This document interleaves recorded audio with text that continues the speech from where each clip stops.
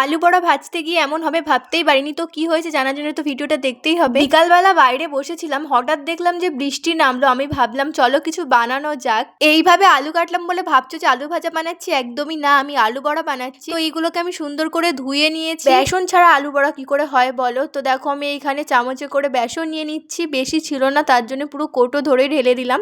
তো তারপরে নিলাম জিরের গুঁড়ো, লঙ্কার গুঁড়ো, পরিমাণ মতো লবণ আর একটু হলুদ গুঁড়ো। তোমরা হয়তো এখনই ভাবছো যে আলু বড়াতে হলুদ গুঁড়ো কে দেয়? কেউ দেয় না। আমি কিন্তু রান্নাঘরে গেলে এরকম এক্সপেরিমেন্ট করতে থাকি। বেসনটাকে অল্প অল্প জল দিয়ে দিয়ে আমি একটা সুন্দর ব্যাটার বানিয়ে নেব।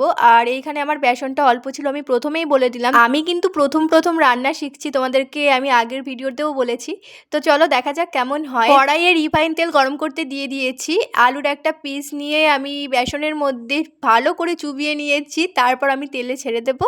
আর দেখতেই পাচ্ছ তেলটা কিন্তু আমি আগে থেকে একটা ছোট্ট কুটি আলু দিয়ে টেস্ট করে নিয়েছিলাম যে গরম হয়েছে কিনা। এইবার লাল লাল করে ভেজে নেওয়ার পালা। আমি লাল লাল করে ভেজে নিয়েছি, দুটোকে আমি তুলে নিলাম। এগুলোকে সময় সময় না ফেললে কিন্তু বড়ার গায়ে লেগে যেতে পারে। শান্তিতে আলু বড়া ভাজছিলাম, হঠাৎ দেখলাম যে কারেন্ট চলে গেল। যাই হোক, ভিডিওটা কেমন লাগলো কমেন্ট করে জানিও, ভালো লাগলে লাইক করে দিও। টাটা।